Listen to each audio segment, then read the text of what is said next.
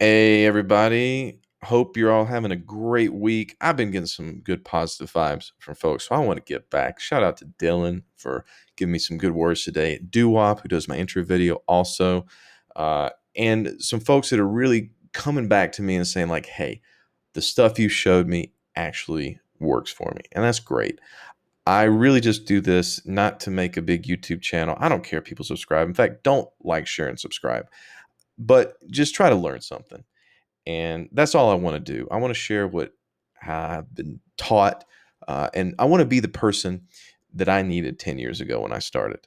And really simple stuff is all it takes sometimes between being successful and not. So, thanks for the positive vibes. Let me show you what I want to riff about today.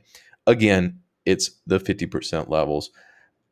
So, the story goes that a friend of mine said that he was having a conversation with people that are experts in makeup. And, right about before earnings here on Revlon, REV, this thing was going down, down, down, down, down, down, down. And now, the reason something goes down, let's forget fundamental stuff, is because people don't want to buy it. It's really just that simple. We can come up with all kinds of other reasons, but that's the real reason that it comes up or goes down. And so, for someone to come in and say, no, I think it's going to go up. That takes courage. A lot of people, it frustrates the hell out of me that people chase things when they're making all time highs. And that's been really kind of the character this week is, crypto has been going up. I get those random text messages from people that I hadn't heard from in years that think I know a little something about it. They're like, hey, should I buy it? I kind of need this to retire. I was like, oh my God. Like that's an indicator in itself. But for someone to take some courage and go against what the herd is doing, that's real trading. That's being a contrarian. That's where the money is made. And so what my friend did was applied some of those learnings that I've been sharing about the 50% retracements. And you look at something like this, like a big pre-earnings, it was actually a pre-earnings pump up. It's another thing I harp on. People trying to buy options right before earnings. No, look in the few weeks before. But anyway, had a big pre-earnings move on this Revlon. And if you take it from the bottom up to the top right here, we can even go down to a lower time frame. Look at the 30-minute. That's where my retracement levels get drawn just automatically. This 50% of the move was a fantastic level to say, you know what, there's a little bit of bullishness in there, and I can draw a trade around this. And the best part about it is when you know where you're supposed to be entering, let's say that you want to take a long position, that's where your entry is going to be. If you're going to play for that top, even the top proper, so it may not get it there. Let's offset it a little bit. You know where your reward is going to be. And so you can take your risk and put a stop somewhere all the way down here, even. And that'll even give you a 3-1, like that.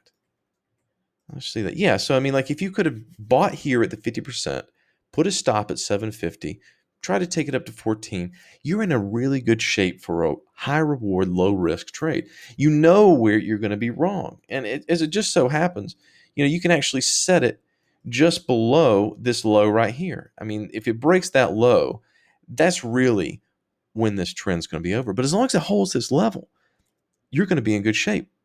And another one that's even more beautiful that I love to see is Estee Lauder. This is EL. Again, makeup. And you look at this chart, maybe you don't see it right away, but to me, this is awesome. And let me show you what it is. Notice again, I'm just having this thing draw up the 50%. We got that blue line right there. What is that drawing? Well, that's showing us the pre-earnings, like the day before earnings, low, up to this high that it made on the 16th.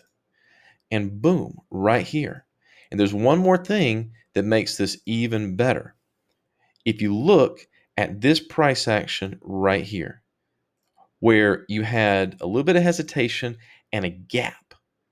Gaps are not created equal, but within this gap right here, that gives you some kind of an idea of like, okay, here's where people are trading or not trading it.